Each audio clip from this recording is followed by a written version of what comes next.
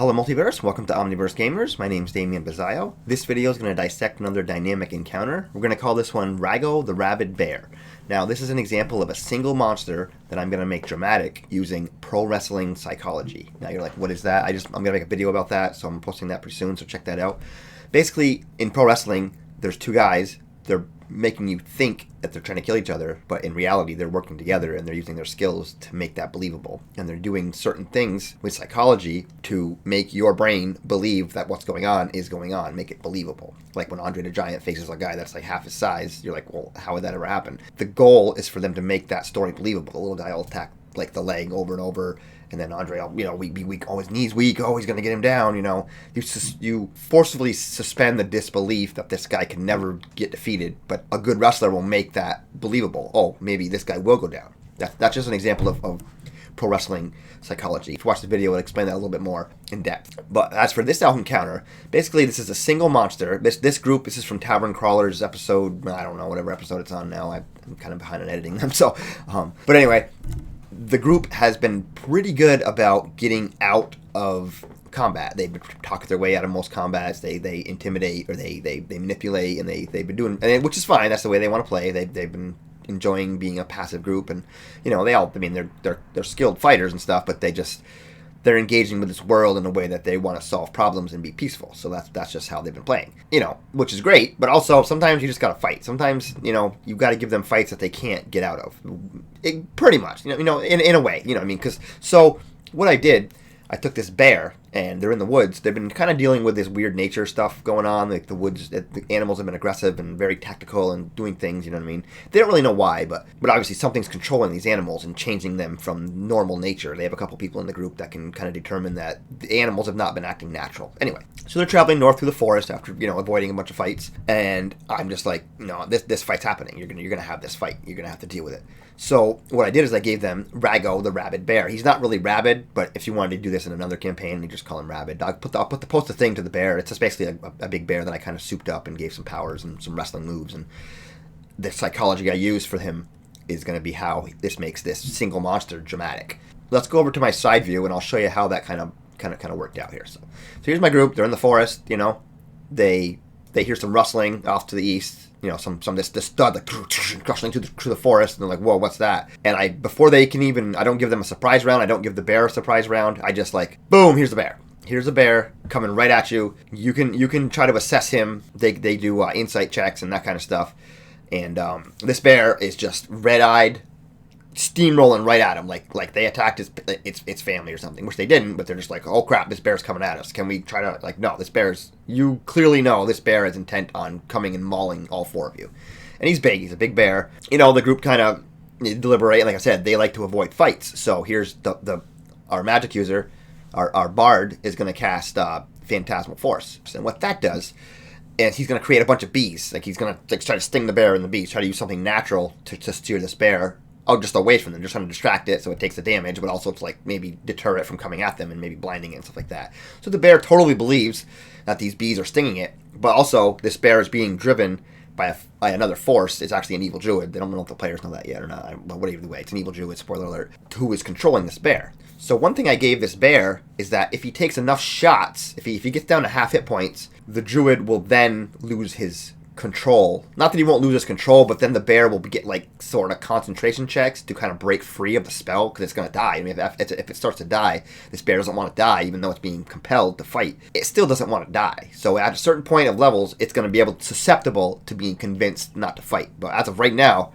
it's bearing down on the party. It's coming at them, and it's got bees. The rest of the party members don't see the bees. The bear does. So this bear, my goal is to come steam right through them. So the pro wrestling part is to tell a physical story. But this is just a single monster coming to fight. Now we can just roll dice. I can just get into the spot and roll dice and attack and swing and bite and normal things. But I'm trying to enhance the drama and enhance the storytelling with the monster's actions and with the monster's mannerisms and stuff like that. So, like I said, the bear comes in. I wanted to plow right through them all. I wanted to just bowling pin them, but our paladin has sentinel, so as the bear comes in, he hits him, and the bear's not able to move any further because the sentinel stops your movement.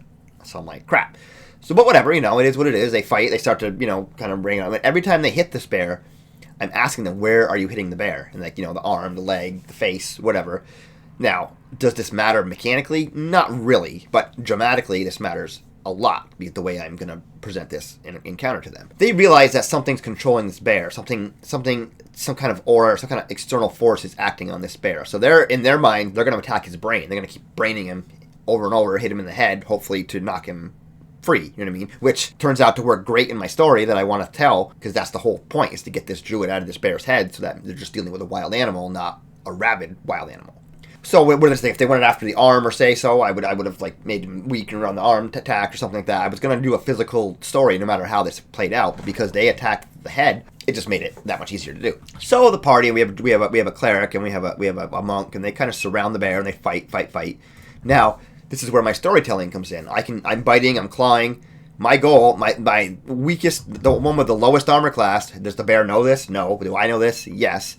The bear's going to go at the monk because the paladin's wearing all its armor, the cleric's wearing all its metal armor, whereas the monk is just a human. So the bear and the druid inside that's controlling him knows this, and the bear is just going to bite the monk and pick him right up in his mouth, and just pick him right up, like, and stand right up at maximum feet with the guy in his mouth. Now, this is just a map that I created in Dungeon Painter Studio. It's nothing major. I'll put it up here. It's just a little forest thing with a couple cliffs. For drama, you know, they don't even see the cliffs at first. They don't even know what's there. But as the bear picks up the monk, now the bear's got the monk in his mouth. So they're all just like, oh crap! They're trying to fight it. They're trying to hit the bear on the side of the mouth, and I'm teleprompting that he's protecting that. And while the bear's got this guy in the mouth, he can't bite anybody else. So the monk's just kind of taking it. He's not trying to escape the grapple. He's just taking it because he's taking the damage and it sucks. But he's punching. And he's okay to fight from this position. He's okay, you know. So they just kind of take it. My next move, I try to move away. I try to move through the paladin. I'm trying to push him over prone so I can go through him and take this monk away. Now, you know, and my first attempt fails. You know, I do athletics versus him, and he succeeds, which is, it kind of sucks for my plan, but also it's agency. The players, you know, they stop my plan. They feel strong. They're like, yeah, and they deal the bear some more damage. They don't quite get him to the half where he's bloodied, and then he can start trying to get rid of the druid's, you know, influence. But they're still fighting desperately, and they're getting hit. I mean, this guy's ripping them apart. He's still got, even though he's just biting the monk, his two claws are beating down everybody. The bard realizes that the bear is trying to push through the paladin, so kind of backs away out of the line of fire or whatever, you know what I mean? Just enough. So then the next round, I actually finally manage to push through the paladin. I get him prone, and I push through him with the monk in my mouth.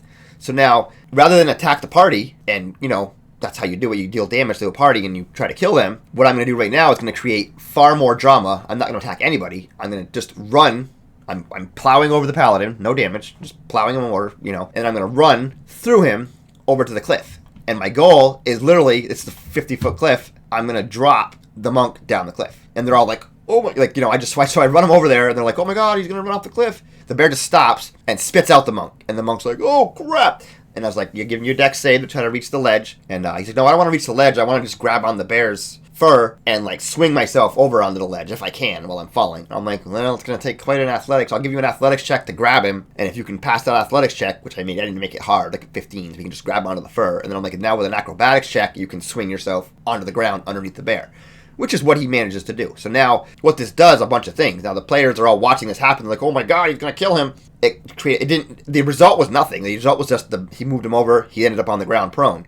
But the drama that created of him running over there and throwing him off the cliff, that couple seconds of him everyone was just like, oh my God, you know what I mean? And it was very tense, very dramatic storytelling, physical storytelling that was very simple. But you can see how, rather than just biting him and causing damage, just that little movement and that little threat. See, the threat of death is way more dramatic than killing somebody. If I just have a dragon come in, deal you 65 damage from a breath weapon, and you're dead, well, you're dead. That's the end of that. If the dragon comes in, shoots his breath weapon, you're just able to get a thing behind a door just enough to only take some of that breath weapon. Yeah, you took less damage, but the drama and the scariness of it is a lot higher, because now you're still alive and trying to survive. Whereas once you're dead, the drama's over.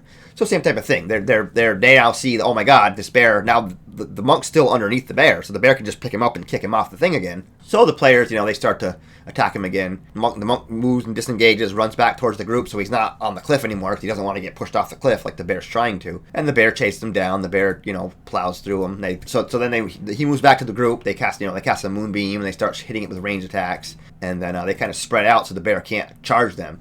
Of course, then the bear charges at the paladin. Same thing, tries to knock him over. My goal is to try to knock him over, like, and then just ravage him, like Leonardo DiCaprio style from Revenant. But you know, he ends up actually backfiring. He actually stops the shove, and then the paladin himself, when he attacks, he has to shield that he can automatically get a shove attack for free. So he does that. The bear rolls crap, and the bear gets knocked prone. And when that happens, the team just ends up pummeling on this bear. But you can see how the physical storytelling of me picking up the monk and biting him, and then instead of attacking the group, just running him off the cliff, that created the drama that made this encounter a lot more exciting than just if I had had a bear come and attack them and they'd have killed it, or they'd have, you know. And then after halfway, they get the bear finally down to bloodied, and they start to try to, like, you know, get away, run away. We don't want to kill you, run. You know, the bear. They realize the bear is now just a bear, a wounded bear, and he's angry.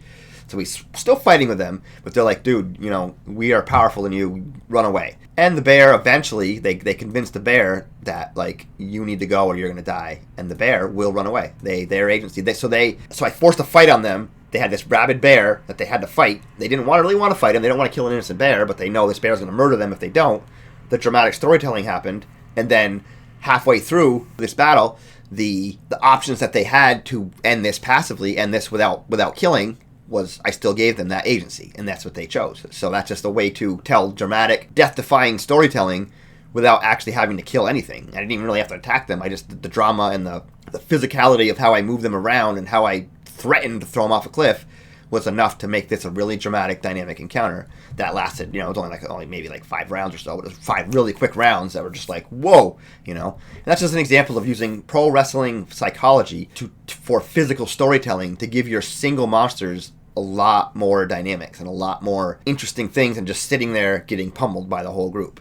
So I hope that was interesting. Like I said, there's another dynamic encounter. I'm going to put up the pro wrestling video pretty soon. So, you know, if you like this, like, subscribe, all that jazz. Hope to see you soon, and keep on gaming.